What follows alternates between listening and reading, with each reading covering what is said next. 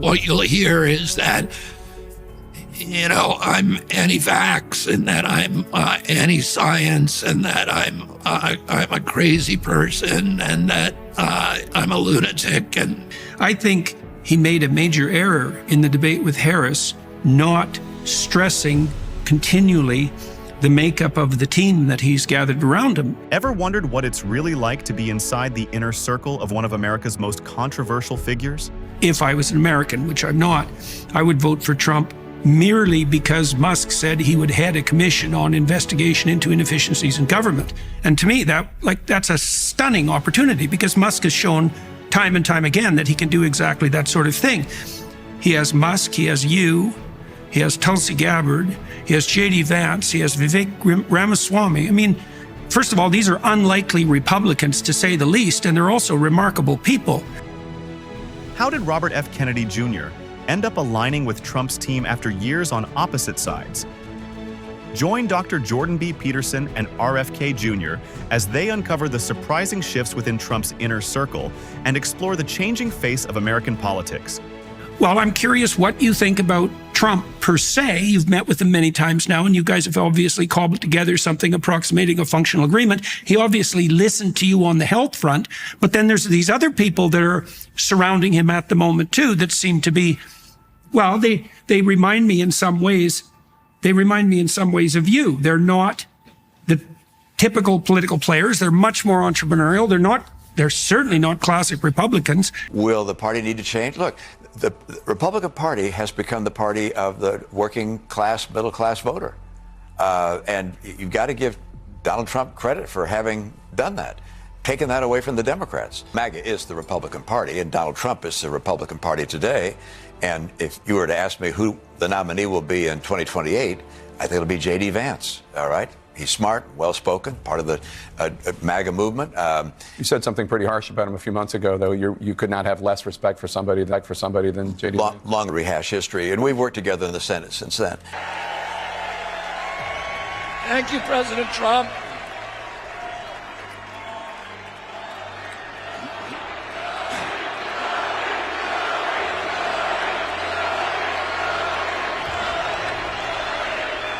Thank you.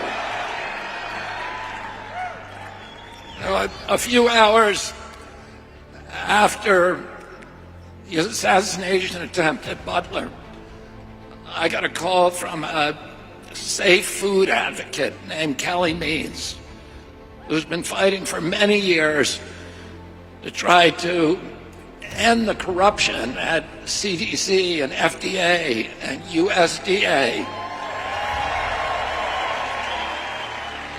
Ultra-processed food is addiction instruments created by the cigarette industry. We all have to just understand that. So if we're going to talk about facts, let's just understand that the cigarette industry was the largest food producer in the 1990s. So it wasn't Google and Microsoft in the 80s, it was cigarette companies. So the Surgeon General, way too late, had some courage and said cigarette smoking is bad for the first time in the 1980s. So they had the largest cash piles in human history, the history of capitalism. They had high balance sheets, high cash piles. And as they saw the writing on the wall that cigarettes were declining, they started strategically buying food companies. So the biggest M&A deals in the 1980s, the three biggest M&A deals, when, the 1980s, Wall Street, kind of all this M&A activity, the three biggest deals in human history up until 1990 were cigarette companies buying food companies.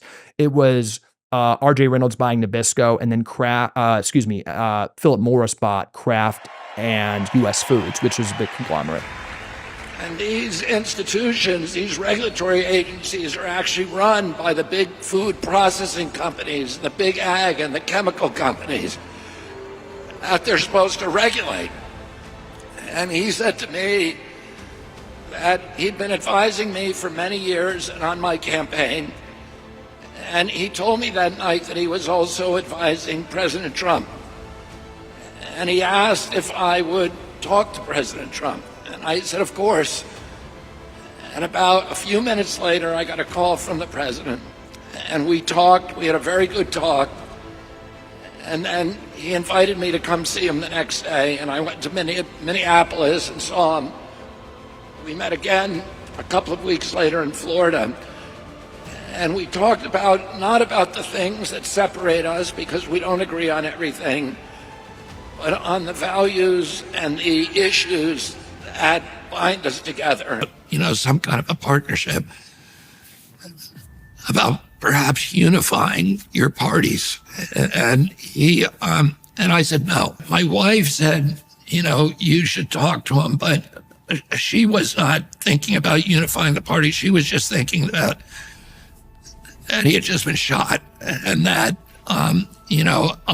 because I came from a background where my uncle, my father were killed by assassins, that it would be a compassionate thing to talk to him. But my kids were, you should talk to him about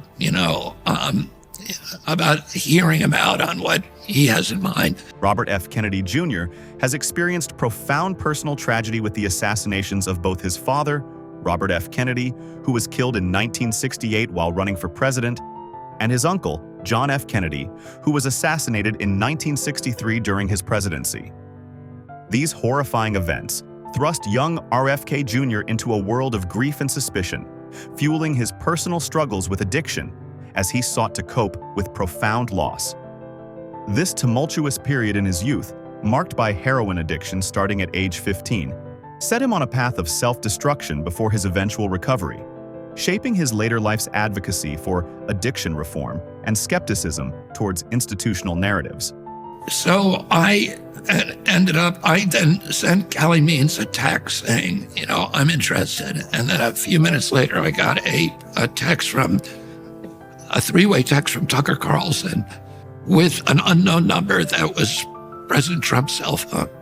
And he said, will you guys talk? And then I said yes. And a few minutes later, I got a call from President Trump. And we talked probably for 30 or 35 minutes. And we talked about a whole lot of issues, different issues, and, about his shooting and about the issues that I was interested in. And he expressed a kind of at that point, which was a conformance with me on an alignment with me on some of those issues. And we agreed to meet the next day, and we ended up meeting in Milwaukee, and we had, I think, probably about 2.5 hours together.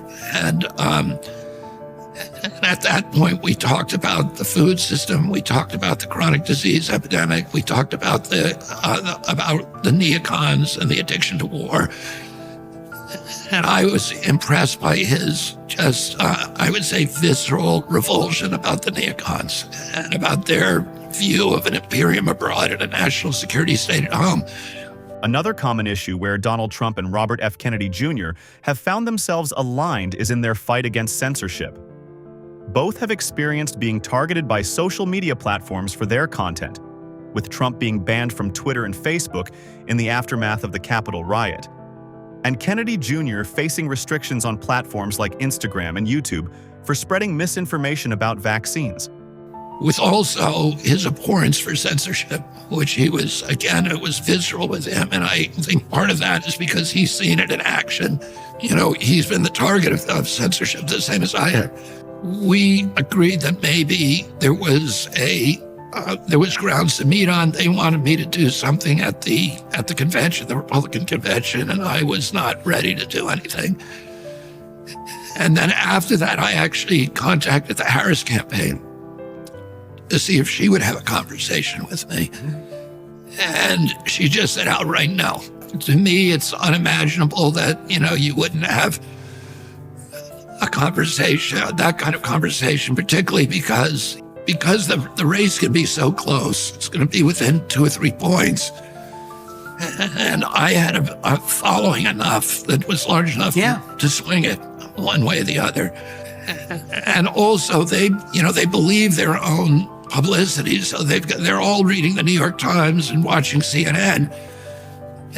And if you're living in that information ecosystem, first of all, you'll never see me explain my own issues. What you'll hear is that, I'm anti-vax and that I'm anti-science and that I'm a crazy person and that I'm a lunatic and, all the other things that are just are kind of the standard defamations and perjuries about me on the Democratic controlled media or aligned media.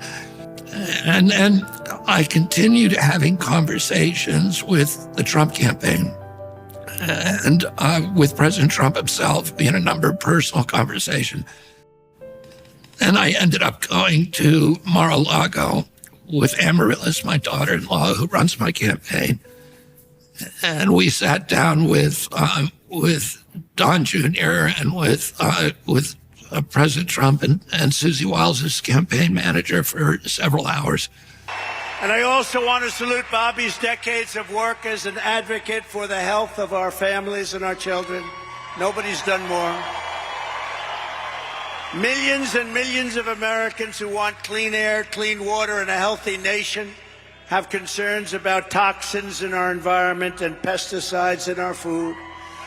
And talk through these issues, and we agreed to do a unity campaign where we would, like they have in Europe, where there are, there's coalitions where you don't give up your own independence or your capacity to criticize your allies on things with which you don't agree with them.